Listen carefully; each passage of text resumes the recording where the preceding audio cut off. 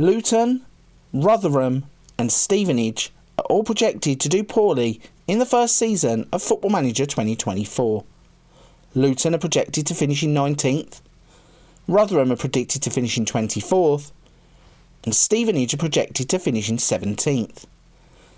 In this video, I'm going to look at a plug and play tactic and test it out with all three teams as we look to see if the tactic can help them all beat the drop. Knap might just be one of the very best tactics producers for Football Manager 2024. I decided to have a look through his extensive catalogue of tactics to see if I could match up one of those tactics with a real-life manager's system. The focus of today's video is going to be on Jurgen Klopp and his 4-3-3.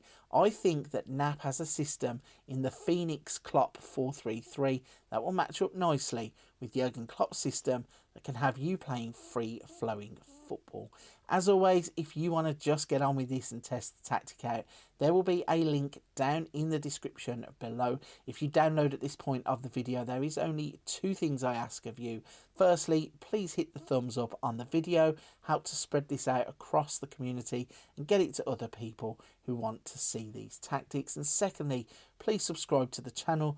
There will be far more of these coming out in the coming weeks and you do not want to miss any of them. Again, as always, if you are only here for the results, feel free to skip forward at this point. I'm going to run this tactic with Luton, Rotherham and Stevenage so I can try and show you what these tactics will do in the hands of teams that are not expected to win their leagues. If you're still with me and you want the breakdown though, let's jump into that. Starting off at the back, we will have a sweeper keeper set to support.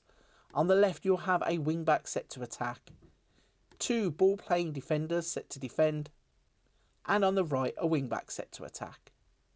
You'll have a defensive midfielder set to support. In the centre of the park, you'll have two central midfielders both set to support. On the right, an inside forward set to attack. On the left, an inside forward set to attack. And at the top of the pitch, an advanced forward set to attack. As always, with Knap's tactics, it comes with a custom tiki-taka tactical style. Its mentality is attacking, so you'll play on the front foot. In possession will look like this. In transition will look like this. And out of possession will look like this. So that's the tactic broken down. You now need to see some results. So let's jump forwards and see how it gets on in the hands of Luton, Rotherham and Stevenage. Let's kick off the results roundup by looking at Luton Town. And the first thing you can see is that they would finish in 9th place in the Premier League. They would get 56 points from 38 games. We'll come back to the Premier League in just a moment. But firstly, looking at the cup competitions, they would get knocked out in the third round by Everton in the FA Cup. And they would get knocked out in the second round by Ipswich in the Carabao Cup. Looking at the Premier League then, to break that down in a bit more detail. So from their 38 games, they would win 17, they would draw 5, they would lose 16 times, have a -2 goal difference and finish on 56 points. That would put them 11 points behind Aston Villa, who would finish in 7th place and qualify for the Europa League. Looking at the stats, there is nothing in terms of the goals, average ratings or assists, but they do have Nakamba leading the way on yellow cards. Looking at the squad details, just to check up on the numbers there. So Jacob Brown would get 16 goals and 3 assists. Ryan Giles, 13 goals and 6 assists. Further down, you would have Amari Bell get 2 goals and 7 assists. And you would have Chong with 4 goals and 6 assists. Looking at the data hub for some numbers, firstly with their defending, goals conceded per game is 1.82, expected goals against per game is 1.61, and clean sheets is 10. If we go into the attacking numbers, goals per game is 1.76, non-penalty XG is 1.37, shots per game 12.45, and pass completion ratio is 83.47. So a great start to the tactic test with Luton finishing in 9th place, getting 56 points. Next up, we have dropped down to the Championship and we are looking at Rotherham, and we find them finishing in 10th place. They would get 79 points from 46 games. In the FA Cup, they would be knocked out in the 5th round by Manchester City. In the Carabao Cup, they would be knocked out in the 4th round by Aston Villa. Looking at the Championship in a bit more detail then, we can see that they would play 46 times, win 27, draw 7, lose 15 times, have a 23 goal difference and finish on 79 points. Now what is crazy here is the Championship was really tight this season, and 3 points just was the difference between them and Southampton, who would go up through the playoffs. If you look just ahead of them, they would only finish 6 points off of Leicester, who finished in 5th place. So on another run through, they could have actually been a playoff team. Once again, looking at some stats, they would only have Cohen Bramall with 13 assists. Looking at the squad for some numbers there, then you can see Sam Nom would score 21 goals from 46 appearances. Appiah would get 12 goals from 44 appearances. Further down, you would have Cohen Bramall with 4 goals and 16 assists.